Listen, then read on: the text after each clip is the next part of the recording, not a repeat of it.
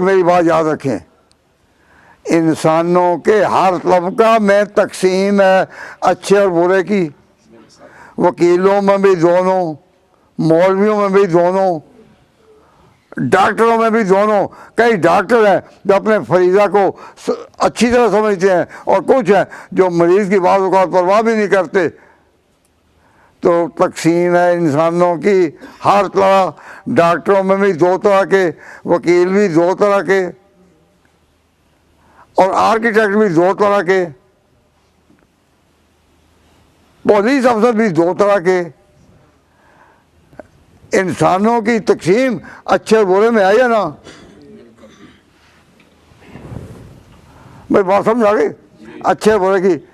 लेकिन एक तबका है जिसमें अच्छे और बुरे की तकसीम नहीं। आज वो सब याद करो, वो कौन है? सहाबा। हजूर के सहाबा जो है इनमें अच्छे और बुरे की तकसीम नहीं। क्यों? इसलिए कि ये गवाह थे नबूवत के। हजूर पर जब कुरान उतरता था ये सामने देखते थे और लिखते थे, ये गवाह थे।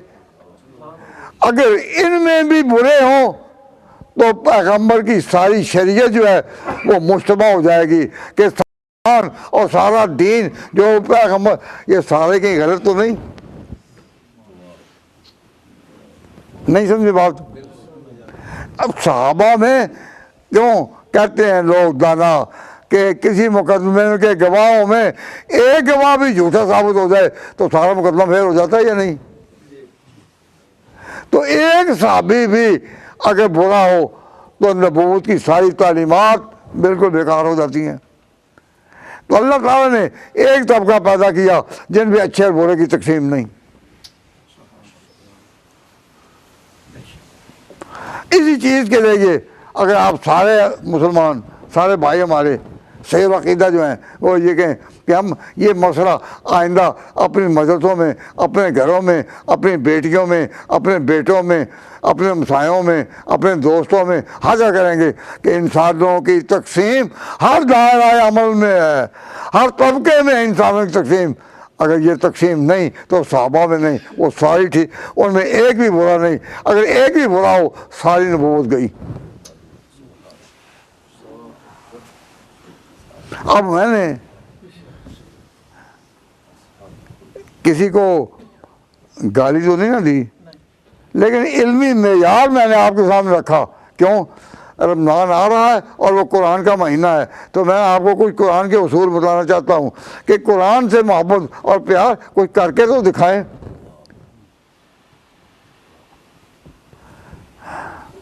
तो याद रखो, मोहब्बत अल्लाह की, इत्तिबा पैगंबर की और राह सहाबा की, इसमें सारी चीज़ें निपेट दी गई हैं।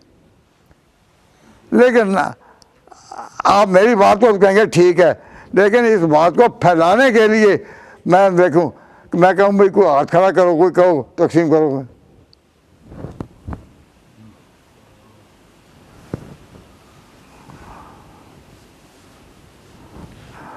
जज़ाकल्लाह। साथियों ने हाथों खड़े किए, लेकिन कईयों ने नहीं भी किए। उन्होंने जो नहीं किए तो उनका दिल कह रहा था कि ये तो मौलवियों का काम है ना बताना, हम मौलवी नहीं हैं, हम मौलवी नहीं हैं ना। हजूर के दीन को आगे पहुंचाने वाले जो सहाबा थे वो सारे मौलवी नहीं थे, बद्दू भी थे बड़े। अरब के बद्दू जो बिल्कुल मौलवी नहीं, जिनको कोई भी ज़िंदगी का शऊर नहीं, लेकिन अल्लाह ने उनको चुन लिया पैगंबर के साहबी बनने के लिए, और उन्होंने अपनी सारी गलतियां छोड़ दी।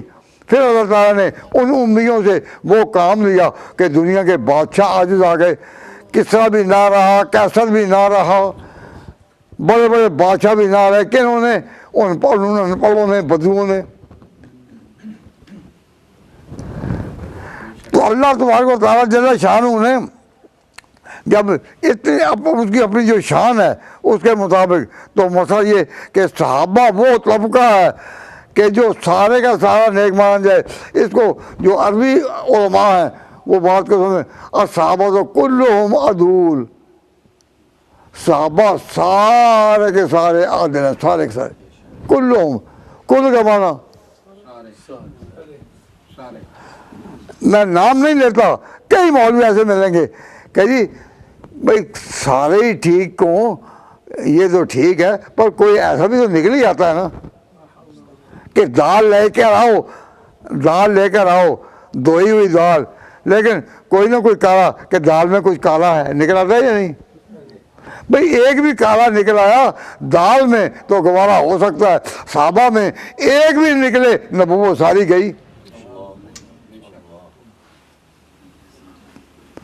अब मेरी बात को तोड़ने के लिए आपको कितने शास्त्रवाद नजर आ जाएंगे जो कहेंगे कि नहीं साहबा पर बात हो सकती है, और ये सोचते नहीं कि इसका नतीजा क्या होगा। साहबा पर बात हो तो ये जिस मुकदमे के गवाह हैं वो मुकदमा क्या है कि हजूर पर कुरान उतरा और हजूर के कातिबीन वही ने उसको अपने हाथों से लिखा और पैगम्बर ने वो कुरान नमाज में सुनाया। पीछे खड़े कौन थे? सहाबा, और सब ने कहा ये वही कुरान है जो इन्होंने लिखाया था, और इतनी जल्दी वो याद नहीं होता।